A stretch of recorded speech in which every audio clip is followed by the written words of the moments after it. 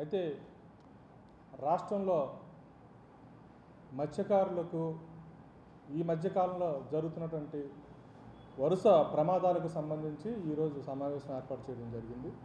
దీనిలో ప్రధానంగా చూసినట్లయితే గత నెలలో మన విశాఖపట్నం నుంచే వేటకు వెళ్ళినటువంటి ఫిషింగ్ బోటు గల్లం తవ్వడం, 7 మత్స్యకారులు ఆచూకీ లభించక ఆ కుటుంబాలు నరకయాతన అనుభవిస్తున్న పరిస్థితుల్లో ఒక మత్స్యకారుడిని చైనా షిప్ కాపాడటం, మిగతా 6 పరిస్థితి ఈ రోజు వరకు కూడా ఏమీ తెలియనటువంటి స్థితిలో రాష్ట్ర ప్రభుత్వం తాలూకా పూర్తి నిర్లక్ష్యం.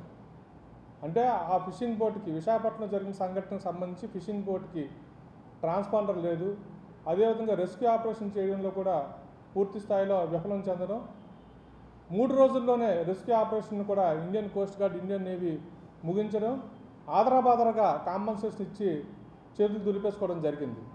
అంటే మా ప్రభుత్వం తాలూకా మేము ఏదైతే చేద్దాం అనుకుంటున్నామో అది చేసేసాము, మాకు ఇంకేమీ సంబంధం లేదు అనే రీతిలో ఈ రాష్ట్ర ప్రభుత్వం వ్యవహరించింది. ఆ ఇన్సిడెంట్కి సంబంధించి పెద్దలు అచ్చెన్నాయుడు గారు కావచ్చు, హోంమంత్రి వంగలపూడి అనిత గారు కావచ్చు, కనీసం ఘటనా సంఘటన దగ్గరికి రావటం కానీ బాధిత కుటుంబాలను పరామర్శించడం కానీ చేయలేదు. మరి నెల రోజులు తిరక్క ముందరే కోనసీమ జిల్లా అల్లవరం మండలం ఓడలరేవు గ్రామం నుంచి ఈ నెల 3వ తేదీన వేటకు వెళ్ళినటువంటి ఫిషింగ్ బోటు 7 మత్స్యకారులతో వేటకు వెళ్ళినటువంటి పరిస్థితుల్లో గల్లంతో ఇప్పటికీ కూడా ఆచూకీ అనేది తెలియలేదు. దీనికి సంబంధించి వేటకు వెళ్ళిన తర్వాత డీప్ సీ ఫిషింగ్కి వెళ్ళేటప్పుడు ఒక 10 రోజుల వరకు సముద్రంలో మత్స్యకారులు వేట చేసే సమయంలో సిగ్నల్స్ ఉండవు, వాళ్ళ కుటుంబ సభ్యులు కూడా అందుబాటులో వచ్చే పరిస్థితి ఉండదు. కానీ 10 రోజుల తర్వాత కూడా మత్స్యకారులు కనిపించక తాలూకా ఆ ఫోన్ కాల్స్ ఏమీ రాకపోయేసరికి వెళ్ళి కుటుంబ సభ్యుల్లో ఆందోళన రేకెత్తి వాళ్ళు సంబంధిత మత్స్యశాఖ అధికారులకు సమాచారం ఇవ్వడం, అదేవిధంగా పోలీస్ స్టేషన్లో ఫిర్యాదు కూడా చేయడం జరిగింది. దానికి సంబంధించి రెస్క్యూ ఆపరేషన్ మొదలుపెట్టి ఇంకా రెస్క్యూ ఆపరేషన్ జరుగుతూ ఉంది. దాంట్లో ప్రధానంగా చూస్తే విశాఖపట్నం ఘటన కావచ్చు, ఓడలరేవు ఘటన కావచ్చు, ఈ రెండింటిలో పెద్ద ఫెయిల్యూర్ ఏంటంటే స్టేట్ గవర్నమెంట్ నుంచి ట్రాన్స్పాండర్స్ పనిచేయకపోవడం, ట్రాన్స్పాండర్స్ లేకపోవడం. ట్రాన్స్పాండర్స్ ఎందుకు ఫిషింగ్ బోట్లకు అమర్చలేదు అనేది ఈ రాష్ట్ర ప్రభుత్వాన్ని మేము ప్రశ్నిస్తూ ఉన్నాం.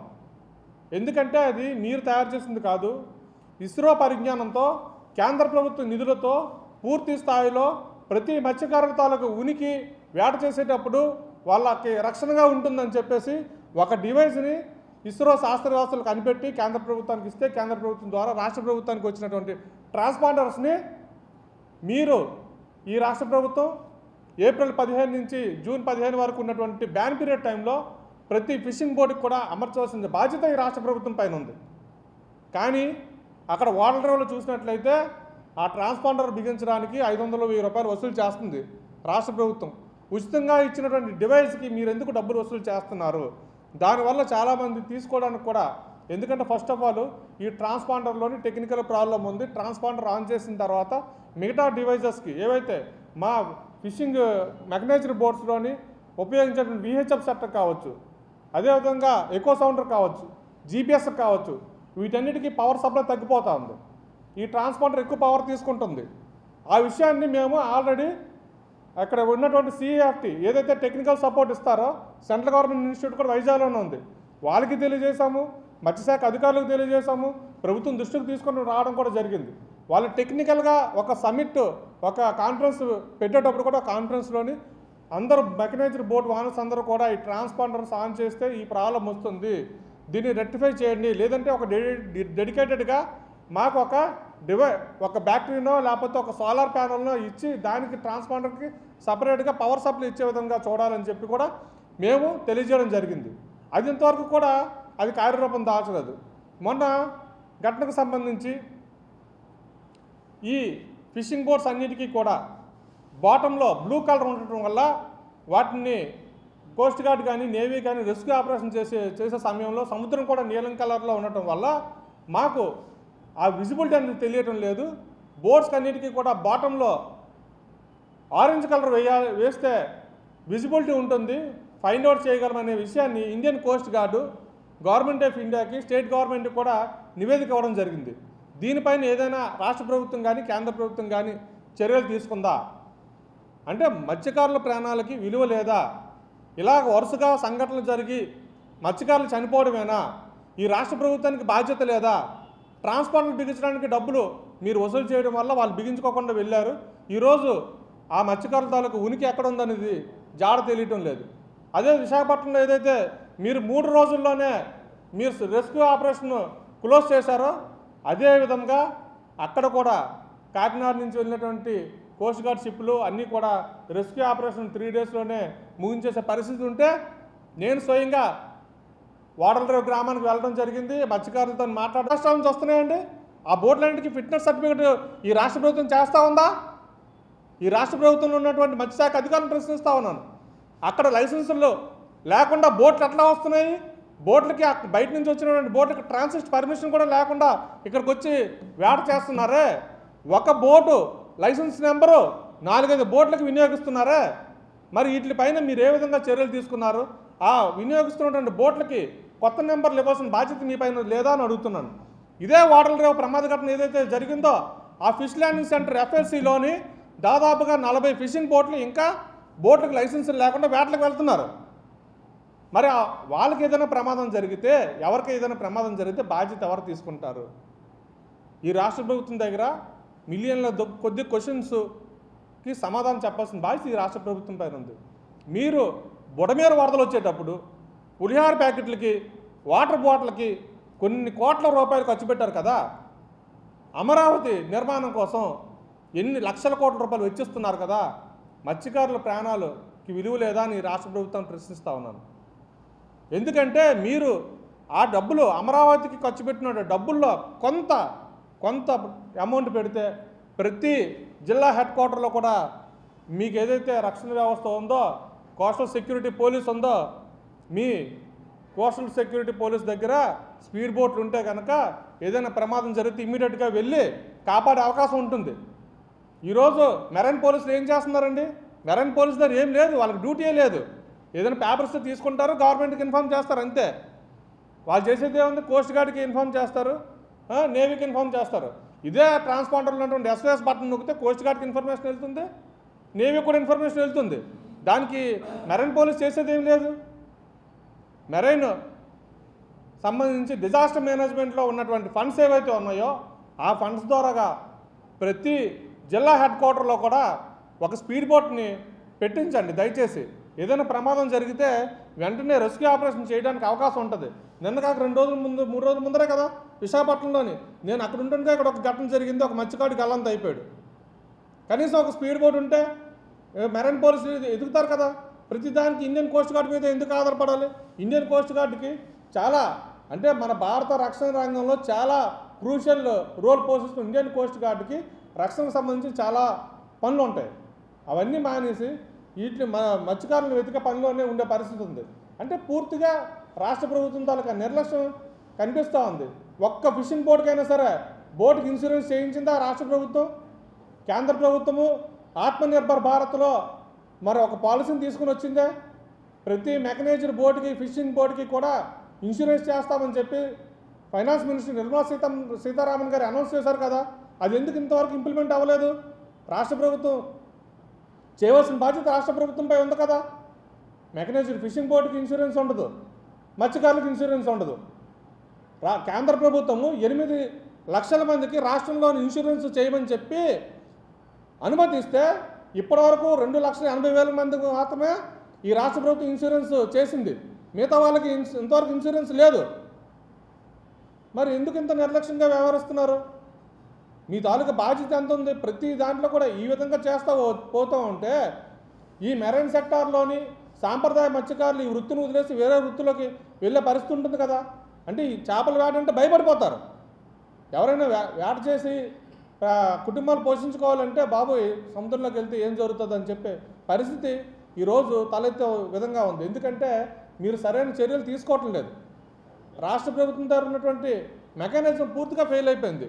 దీనికి సంబంధించి మత్స్యశాఖ మంత్రి ఎప్పుడైతే ఎటువంటి హామీ ఇవ్వకుండా వెళ్ళిపోయారో, ఈ రెస్క్యూ ఆపరేషన్ కూడా క్లోజ్ అయిపోతుందని నాకు తెలిసిందో వెంటనే మాజీ ముఖ్యమంత్రి శ్రీ వైఎస్ జగన్మోహన్ రెడ్డి గారి దృష్టికి ఈ విషయాన్ని తీసుకుని వెళ్ళటము, వారు తిరుపతి ఎంపీ గురుమూర్తి గారికి ఆదేశాలు ఇచ్చి వారి ద్వారా కేంద్ర ప్రభుత్వానికి సమాచారం అందించి ఒక లేఖ రాయటము, అమిత్ షా గారి దృష్టికి, అదేవిధంగా రాజ్నాథ్ సింగ్ గారి దృష్టికి తీసుకుని వెళ్ళి రక్షణ శాఖ ద్వారా Indian coast guard, Indian navy ద్వారా రెస్క్యూ ఆపరేషన్ చేయమని, దీనికి సంబంధించి పూర్తిగా సర్వేలెన్స్ అంతా కూడా చూడమని చెప్పేసి అమిత్ షా గారికి కూడా విత్ ప్రూఫ్స్తో సహా మేము ఇచ్చినటువంటి ప్రూఫ్స్ బట్టి మరి తిరుపతి ఎంపీ గారు లేఖ రాయడం జరిగింది. ఇదిగోండి, లేకుంటే ఈ లేఖ కానీ పంపించకపోతే ఆల్రెడీ ఇప్పటికే రెస్క్యూ ఆపరేషన్ ఉంది, రాష్ట్ర ప్రభుత్వం ఆఫ్ చేసి ఉండేది. అంటే ఇండియన్ కోస్ట్ గార్డ్కి మీరు రిపోర్ట్ ఇచ్చేయండి, ఇంక ఇది చేసేది లేదని చెప్పేసి ఇన్ఫర్మేషన్ ఇచ్చేసేది. ఈ ఏదైతే ఫిషింగ్ బోట్ ఉందో వాటర్ లెవెల్లో గల్లంతైన ఫిషింగ్ బోటు, పూర్తిగా ఫైబర్తో మోల్డ్ చేసినటువంటి ఫిషింగ్ బోటు ఎక్కడ మునిగిపోయినా సరే ఖచ్చితంగా ఫ్లోట్ అవుతుంది, తేలుతుంది. మీరు రెస్క్యూ ఆపరేషన్ ఆపకుండా కొనసాగించాలని చెప్పేసి, గాలింపు చర్యలు పూర్తి స్థాయిలో చేపట్టాలని చెప్పేసి ఈ రాష్ట్ర ప్రభుత్వాన్ని డిమాండ్ చేస్తూ ఉన్నాము. అప్పుడు మాత్రమే, ఎందుకంటే ఇక్కడ 3 రోజుల్లో క్లోజ్ అయిపోయింది. మీరు కానీ ఇంకొక 4-5 రోజులు కానీ రెస్క్యూ ఆపరేషన్ చేస్తే ఖచ్చితంగా వాళ్ళు ఎక్కడో దగ్గర సేఫ్గా ఉంటారు. ఎందుకంటే వాళ్ళ దగ్గర వాళ్ళకి కావాల్సిన ఫుడ్ ఉంది, ఫ్యూల్ ఉంది, అన్నీ ఉన్నాయి. లాంగ్ లైన్కి వెళ్ళినా సరే, బోటు మునిగిపోయినా సరే ఫ్లోట్ అయ్యేటువంటి బోటు వాళ్ళకి, అందులోని ఆ ప్రాంతంలో ఎవరైతే బోట్ యజమాని ఉన్నారో ఆయన ఆ చుట్టుపక్కల ప్రాంతాల్లో ఎవరికైనా బోటు ప్రమాదం జరిగితే ఆయనే రక్షించి వాళ్ళు క్షేమంగా తీసుకొచ్చినటువంటి వ్యక్తి. అంటే వాళ్ళు దాంట్లో కూడా నిష్ణాతులు.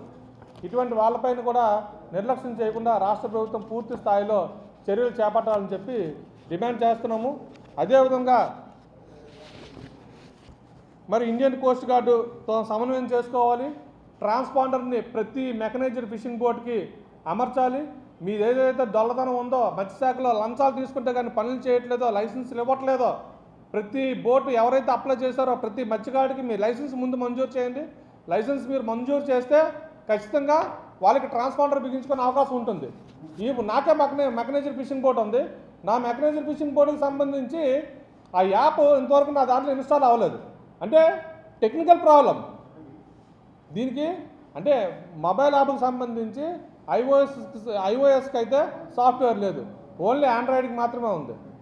మరి ఈ విధంగా టెక్నికల్ ప్రాబ్లమ్స్ ఉండేటప్పుడు రాష్ట్ర ప్రభుత్వం దీన్ని తీసుకొని మరి ఆ కన్సర్న్ డిపార్ట్మెంట్స్ చెప్పి ఇవన్నీ రెక్టిఫై చేయాల్సిన బాధ్యత రాష్ట్ర ప్రభుత్వంపై ఉంది కదా. ఎక్కడ జీపీఎస్ కానీ ఇప్పుడు చూసినట్లయితే కూడా కేంద్ర ప్రభుత్వము పూర్తిగా ఈజెడ్ నామ్స్ ఇంప్లిమెంట్ చేసి డీప్ సీలోకి ఫిషింగ్ వెళ్ళిపోండి, మీరు మత్స్య సంపద టోనా ఫిష్ని తెచ్చేయండి, ఎక్స్పోర్ట్ చేసేస్తాము, దానివల్ల ఫారిన్ కరెన్సీ వస్తుంది, ఇండియన్ ఎకానమీకి డెవలప్ అయిపోద్దని చెప్పేసి నిర్మలా సీతారామన్ గారు లాస్ట్ బడ్జెట్ సెషన్స్లో ఈజెడ్ నామ్స్ కూడా ఇంప్లిమెంట్ చేశారు. At the same time I'm asking to government of India, మీరు ఈజెడ్ నామ్స్ ఇంప్లిమెంట్ చేసేటప్పుడు మరి మత్స్యకారులకు సంబంధించిన సేఫ్టీ విషయంలో కూడా ఏం జాగ్రత్తలు తీసుకున్నారు అనేది కూడా $1 మిలియన్ క్వశ్చన్. మహారాష్ట్ర ప్రభుత్వము ఈజెడ్ నామ్స్ ఇంప్లిమెంట్ చేసిన తర్వాత ఈ మెకనైజ్డ్ బోట్స్కి సంబంధించి ఎవరైతే డీప్ సీ ఫిషింగ్కి వెళ్తారో వాళ్ళందరికీ కూడా శాటిలైట్ మొబైల్ ఫోన్స్ ఉచితంగా ఇవ్వడానికి రాష్ట్ర ప్రభుత్వం నిర్ణయం తీసుకుంది. మరి మీరు అటువంటి నిర్ణయం ఈ రాష్ట్ర ప్రభుత్వము ముఖ్యమంత్రి చంద్రబాబు నాయుడు గారు ఎందుకు తీసుకోలేదు? డీప్ సీ ఫిషింగ్కి వెళ్ళిన వాళ్ళకి శాటిలైట్ మొబైల్ ఫోన్స్ ఇవ్వాలని చెప్పేసి ఈ రాష్ట్ర ప్రభుత్వాన్ని కోరుతూ ఉన్నాము. ఎందుకంటే అత్యాధునిక ఆధునిక వ్యవస్థ ఉన్నా కూడా నడి సముద్రంలోకి వెళ్ళిన తర్వాత ఏమీ పనిచేయవు. మీరు శాటిలైట్ మొబైల్ ఫోన్స్ ఇస్తే అట్లీస్ట్ కమ్యూనికేషన్ సిస్టమ్ అయినా ఉంటుంది. ఏదైనా ప్రమాదం జరిగితే సంబంధిత బోట్ ఓనర్కి కావచ్చు, ఇండియన్ కోస్ట్ గార్డుకు ఎవరికొవరికి సమాచారం ఇచ్చే అవకాశం ఉంటుంది. కాబట్టి శాటిలైట్ మొబైల్ ఫోన్స్ కూడా ఉచితంగా ఇవ్వాలని చెప్పి, ఈ ప్రమాదాలు వరుసగా జరుగుతున్నాయి కాబట్టి ప్రతి మోటరైజ్డ్ బోట్కి, ప్రతి మెకనైజ్డ్ బోట్కి మీరు ఖచ్చితంగా లైఫ్ జాకెట్స్, లైఫ్ బోయాస్, అదేవిధంగా 20 మీటర్స్ అబోవ్ దాటిన ఫిషింగ్ బోట్స్ ఏమైనా ఉంటే కనుక వాటికి, ఆ బోట్స్కి లైఫ్ రాఫ్ట్లు కూడా ఇవ్వాల్సిన బాధ్యత ఈ రాష్ట్ర ప్రభుత్వంపై ఉంది. మీరు కోట్లాది రూపాయలు ఖర్చు పెడుతున్నారు, అమరావతి డెవలప్మెంట్ కోసం కోట్లాది రూపాయలు ఖర్చు పెడుతున్నారు. దాంట్లోని కొద్ది రూపాయలు ఖర్చు పెడితే మత్స్యకారులకి సేఫ్టీకి సంబంధించి అన్ని వస్తువులు వస్తాయి. దీనికి సంబంధించి ఇంత ప్రమాదం విశాఖపట్నంలో జరిగినా మీరు కొనుక్కోండి అని చెప్పేసి మత్స్యశాఖ కమిషనర్ గారు చెప్తున్నారు. మరి మేమే వస్తువులన్నీ కొనుక్కుంటే మీ ప్రభుత్వం ఏం చేస్తుంది? కాబట్టి ఈ రాష్ట్ర ప్రభుత్వాన్ని మేము డిమాండ్ చేస్తున్నాము, లైఫ్ సేవింగ్ సంబంధించిన అప్లయన్సెస్ అన్నీ కూడా రాష్ట్ర ప్రభుత్వం మత్స్యకారులకు ఉచితంగా ఇవ్వాలి.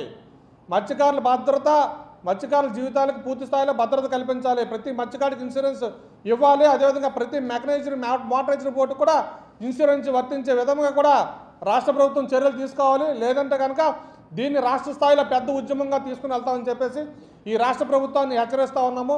ఈ సమయంలో మాకు సహకరించినటువంటి మాజీ ముఖ్యమంత్రి శ్రీ వైఎస్ జగన్మోహన్ రెడ్డి గారికి కూడా ఈ రెస్క్యూ ఆపరేషన్ కొనసాగించడానికి సహాయం చేసేందుకు వారికి కూడా ఈ మీడియా సమావేశం ద్వారా ధన్యవాదాలు తెలియజేస్తూ ఉన్నాం.